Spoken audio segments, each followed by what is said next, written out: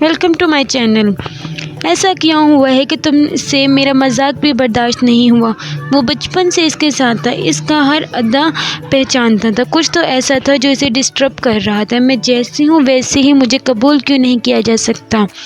मोहित, क्या मैंने कोई शर्त रखी कि मेरा मंगेतर सिगरेट पीता है तो वो छोड़ दे, इसका गुस्सा तेज़ है तो वो खुद को बदले। इसे शलवार कमीज़ नहीं पसंद लेकिन वो मेरे लिए लाजमी इसे अपनाए। इसे कह के लगाना गैर महजब लगता है तो थोड़ा सा गैर महजब बन जाए।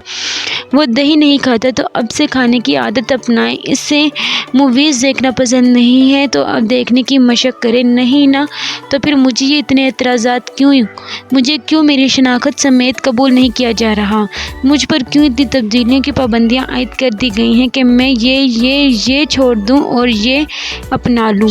मैं जैसी हूँ वैसी क्यों नाकाबिले कबूल हूँ? और आखिर मुझे कितना और किस हद तक खुद को बदलना पड़ेगा? क्या मुझे खुद को एक बार पूरी तरह से तोड़कर जोड़ना होगा, एक बार मिटाकर फिर से अपना वजूद बनाना होगा?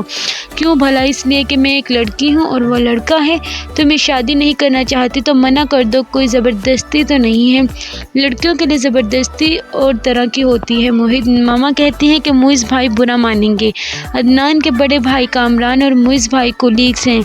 यहाँ तक बात पहुँच गई है, अब इनकार करना ताल्लुकात ख़राब करना होगा और एक जॉब में ताल्लुकात ख़राब करना मुइज़ भाई अफोर्ड नहीं कर सकते। मोहित ने तासुफ से सर हिलाया।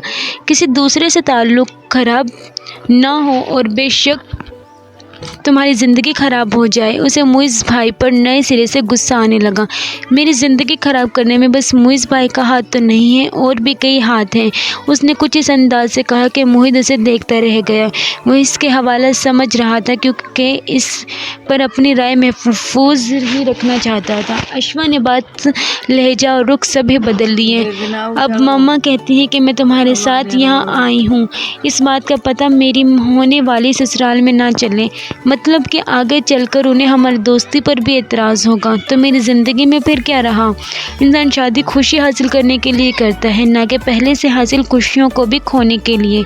मोहित खामोश रहा। वो किसी गहरी सोच में था। जिस ट्रिप को वो एंजॉय करने आए थे वो अश्वा के ख़राब मूड की नज़र हो रहा था। लेकिन मैं क्या चाहती हूँ, मेरी क्या ख्वाहिश है, मैं कैसे जीना चाहती हूँ, इस बात की तो शायद किसी को भी परवाह नहीं। मोहित ने अपनी सोच को एक तरफ से देखा। अच्छा, अभी तो चुप करो। हम यहाँ घूमने फिरने इंजॉयमेंट के लिए आए हैं। अभी तो इस ट्रिप का मज़ा ख़राब नहीं होना चाहिए। वापस जाकर कुछ करते हैं। इसने अपने स्वेटर की जेब से टिश्यू निकालकर उसकी जानिब बढ़ाए। अश्वा ने अपना चेहरा साफ किया, कुछ देर गहरे सांस लिए और खुद को नॉर्मल किया। ताज़ा हवा जैसे ही अंदर गई उसका डिप्रेशन बाहर आ गया। अब वो काफ़ी बेहतर महसूस कर रही थी। चलो अब यहाँ से वॉक करके पिंडी पॉइंट तक चलते हैं। सोच लो, इतनी चलोगी तो टांगों में खलियाँ पड़ जाएंगी और कल तो तुमसे बेड से उतरा भी नहीं जाएगा जब बॉस से मिलने जाना होगा। अश्वा उसे पीछे से धकेलते हुए आगे चलने लगे और मुसलसल बोले चला गया। और मेरा प्लान कल पत्थर या ना जाने का है। बहुत बचपन से मैं चेयर लिफ्ट में बैठा था, अब फिर से बैठना चाहता हूँ। इस वक्त तो अम्मी ने झूठ बोलकर किराया बचा लिया था कि 5 साल से कम उम्र है।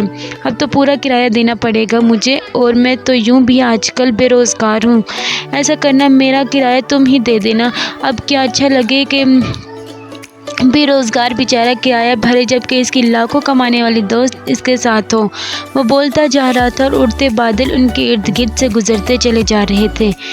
कर्नल रमीज़ और नोमान मिर्ज़ा के हमेशा से ख़ानदानी मुरासम रहे थे। कर्नल साहब के अब्बा और नोमान मिर्ज़ा के अब्बा शतरंज खेलने रोज़ाना शाम को इकट्ठे होते थे। ये इन दिनों की बात है जब कर्नल रमीज़ की पोस्टिंग गिलगित में थी और अपनी फैमिली को वो अब्बा के पास ही लाहौर छोड़ गए थे। इस वक्त साथ वाला घर नोमान साहब ने ख़रीदा और तब से दोनों ख़ानदानों में जो ताल्लुकात इस्तवार हुए तो वो इनकी नस्लों में भी कायम रहे। ख़ास तौर से अश्वा रमीज़ और मोहित मिर्ज़ा की दोस्ती तो मिसाली थी।